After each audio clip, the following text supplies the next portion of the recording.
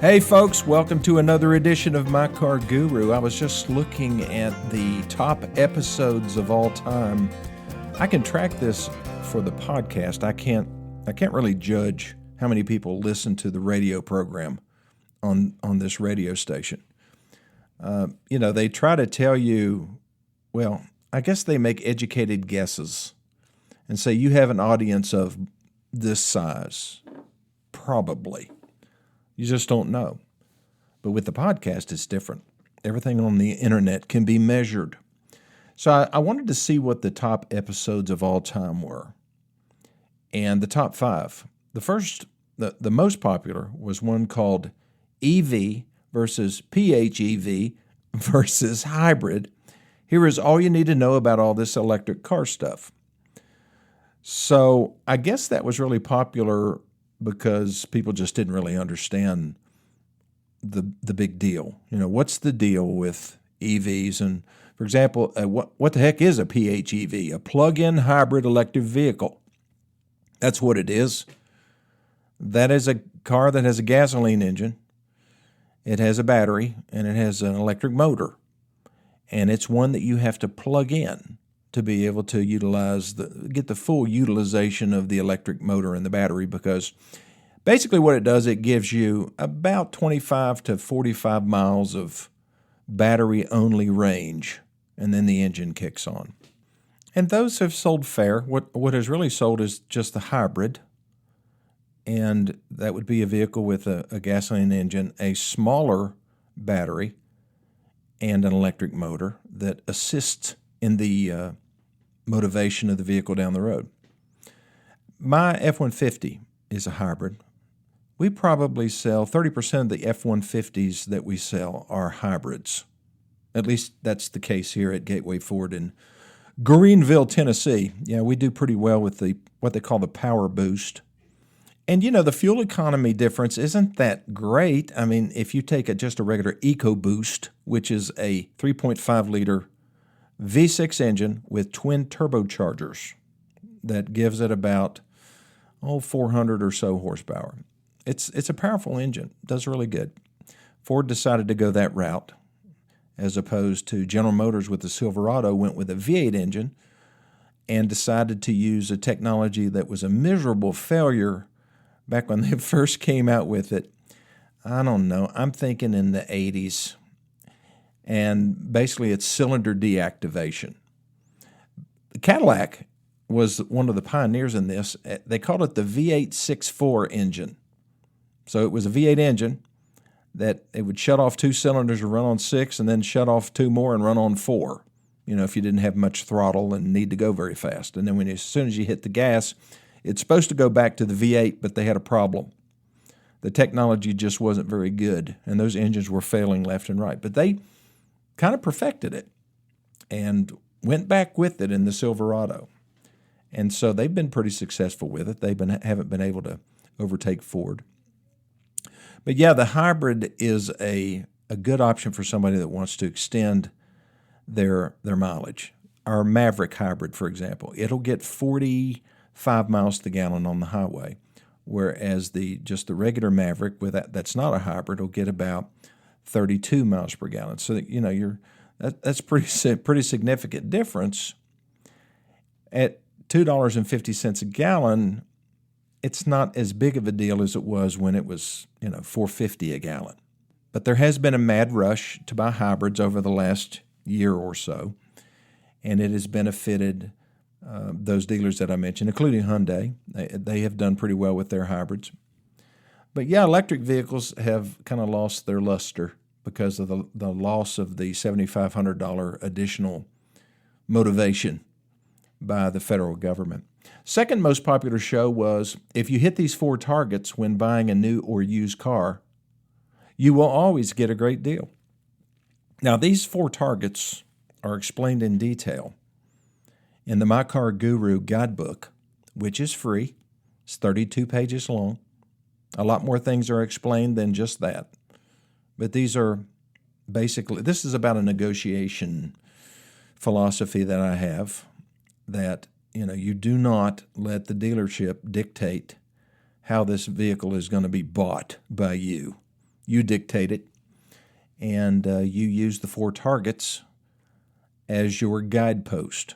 In other words, you negotiate the selling price separately from the trade value, separately from the terms of the loan, and separately from what the product or what products are sold to you or attempted to be sold to you in the finance office.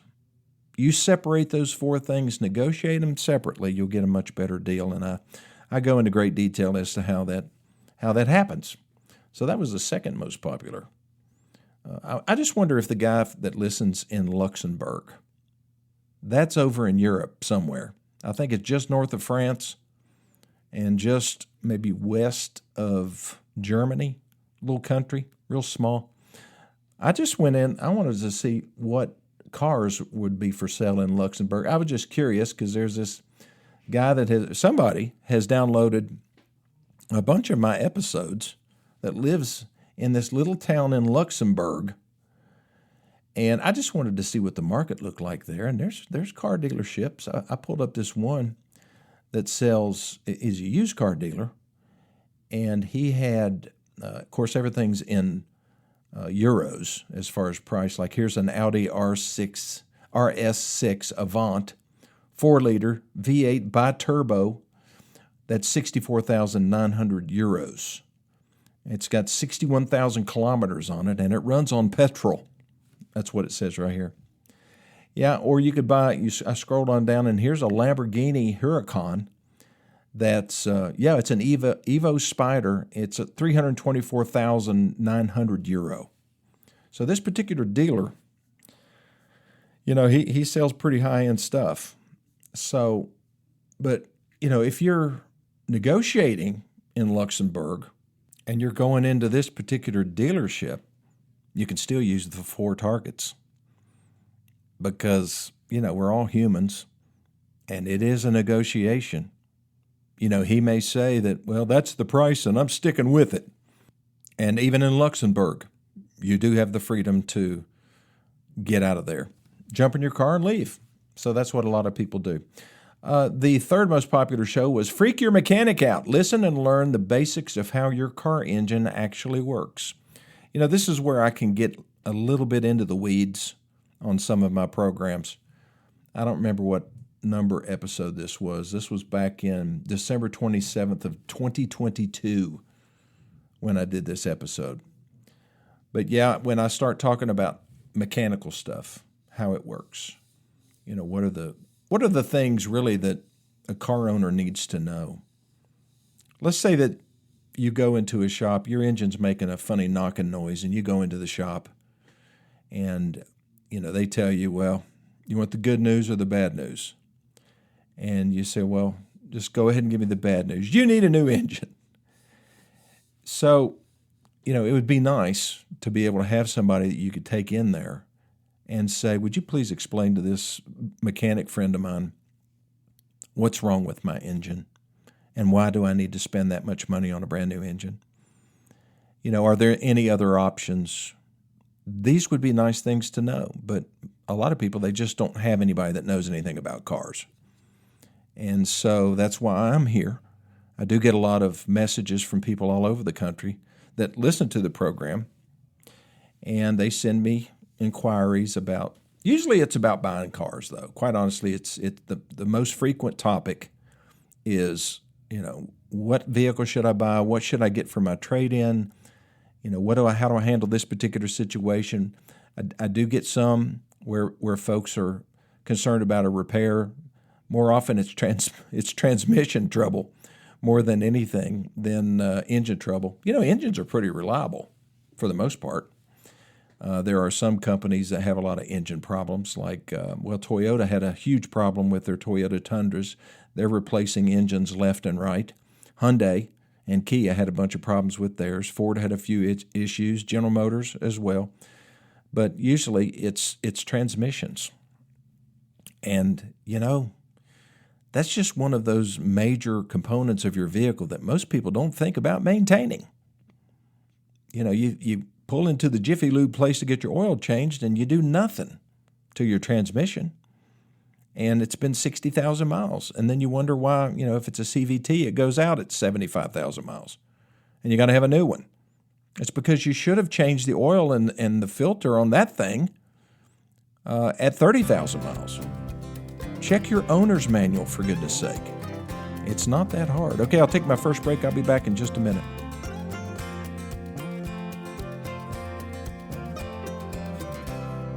All right, this is a different kind of a show. I am talking about the popularity of certain episodes. And I just really find it interesting that the one about EVs and electric vehicles is the number one downloaded of all time. Because I guess it says something about the people that listen to podcasts, because maybe they're just, more interested in the latest technology. Maybe they're techno geeks like I am. Okay, so the fourth most downloaded show in the history of My Car Guru. Now, I have about a little over 500 episodes out there. I know, that's just ridiculous, isn't it? How could somebody talk about cars and car-related things for 500 shows of 23 minutes apiece? I don't know, but it's been done. And I guess the only way to find out is just to go to the podcast and listen to some of them. The fourth most popular podcast was What Women Want, and why men need to listen, comprehend, and respond accordingly, especially when it comes to major purchases. I guess one of my major points, I haven't listened to this one in a while, one of my major points was the difference between men and women and how men justify these major purchases. It's almost comical. Honey, we really need to get that four-wheeler. It'll make such a difference when I go deer hunting. I won't have to walk near as much. But don't you need to exercise? Well, yes, I do need exercise, but I really need this just so I don't sprain my ankle walking through the woods. They'll do anything to justify a boat, a camper, a motorcycle. What else? What have I tried to justify? I had to justify my first tractor. And, what she doesn't know about, you don't have to justify. So I learned that one pretty early on. I'm not that devious, though, but occasionally I have been a little bit devious, like my last set of golf clubs. Okay, What Women Want. That was June 10th of 2025, and it was popular. It went to Canada. Let's see, United States was the bulk of it. Canada, United Kingdom, Australia, South Africa, Singapore, India, and Sweden. The most popular download place was a little place called Fall Branch, Tennessee. Yep. And then Woodland Park, Colorado, St. Louis, Missouri, Dandridge, Tennessee, Atlanta, Georgia. So it's just fun. It's fun for me to go back and see where these go, because it just amazes me, the power of the internet. And the fifth most popular show was, what is the most important thing you can learn how to do, and especially in moments of highest stress? Now, that one was August 8th, 2024. I don't know exactly what I was going through at that time.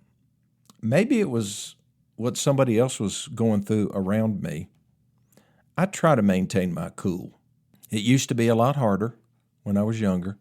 As I've aged, I've tempered. And also I have all these young people working around me, and I have to set an example of coolness in the heat of battle. I see over the years, I've seen a lot of customers lose their cool over an automotive-related thing. It's not fun when you take your vehicle into the shop for a problem. You don't know what it's going to cost. It ends up being more than you thought, probably. And it's a disruption to your lifestyle. I mean, I don't guess it's any different than having to go to the doctor, except if you have to drop your car and leave it, and it ends up the repair takes longer, and then it goes over a weekend, and you don't have anything else to drive. I mean, it's a tough thing. It really is. And when somebody starts to lose it, then the service advisors are supposed to let me know, or let my nephew Max or Abby know, so that we can go in and calm things down.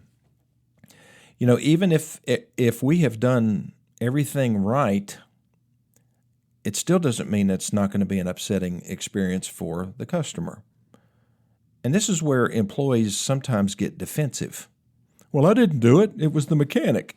That type of argument.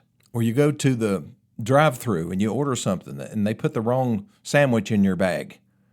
And I know it's not that big of an inconvenience, but it's still, with the pace of our lives and everything, it can tick you off. And you go back around and you have to wait in line again. You finally get up to the window and say, they gave me the wrong sandwich. Well, it wasn't my fault. Blame the people in the kitchen. That doesn't go over real well.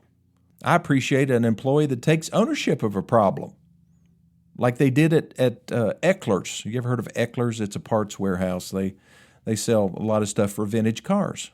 I had to order a new radiator for my 1957 Chevrolet.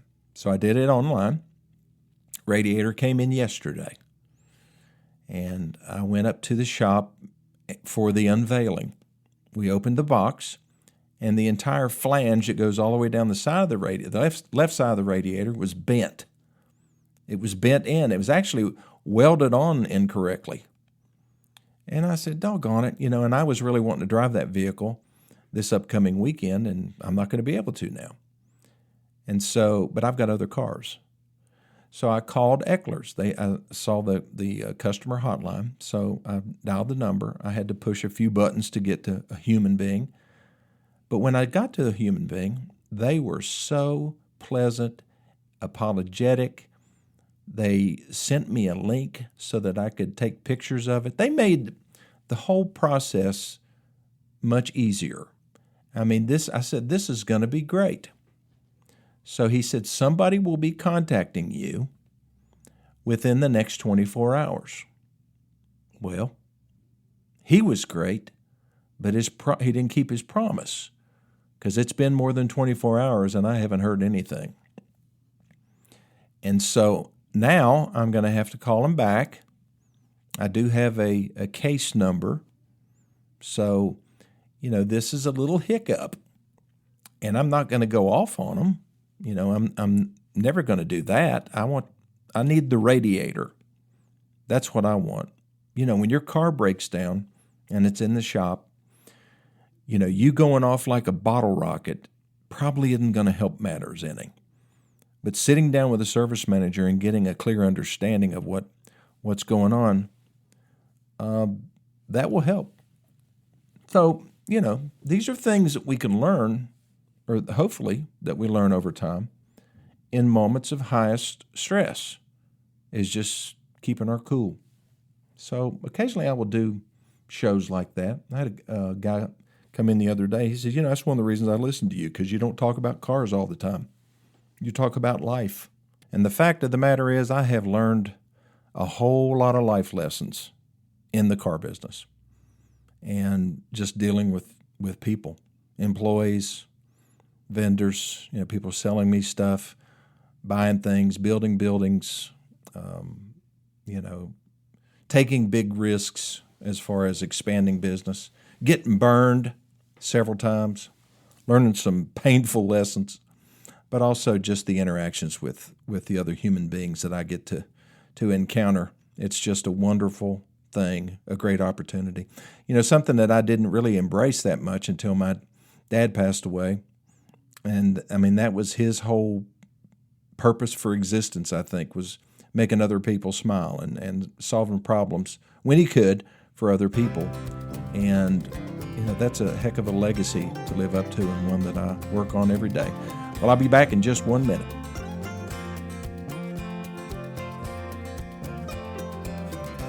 So a couple final things. If you have some subject that you would like me to deal with on a global basis, I can do it. Just send me a text message, 423-552-2020, and tell me what you want me to talk about.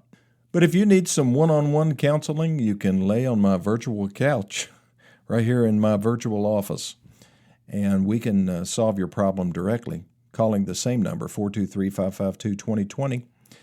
And then if you want the My Car Guru guidebook, you know what to do. Just send me your email address, and I'll send you one, a PDF of it.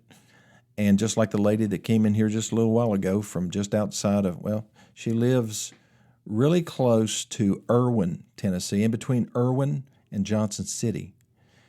And she said, I want a copy of the My Car Guru guidebook, and I drove all the way down here to get it. So I printed one out for her and took it out, and we had the nicest conversation. And she's going to pass it on to her family members. And that's what you need to do. Because it's the people that are in the market for a car or having car trouble. They don't know what to do. They think they have a lemon, but they're not sure, and they don't know what to do about it if they do. Then the My Car Guru guidebook has step-by-step processes to go through to be able to solve those issues. And you don't even really need to talk to me. But if you want to, you can.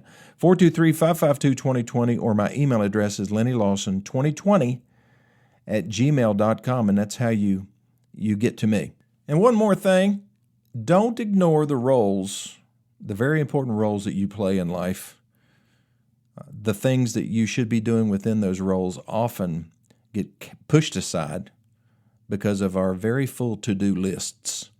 I went through this for many years. When I would open my planner, I would start writing down all the things that I need to get done this week. And nowhere on that planner was, when my kids were young, playing outside with my kids, reading a book to them when they go to bed, taking my wife on a date, going to Bible study.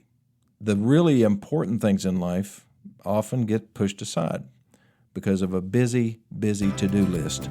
Just remember, nobody on their deathbed ever says, "Doggone it, I wish I'd spent more time at work." Keep that in mind this week, and I'll see you next time.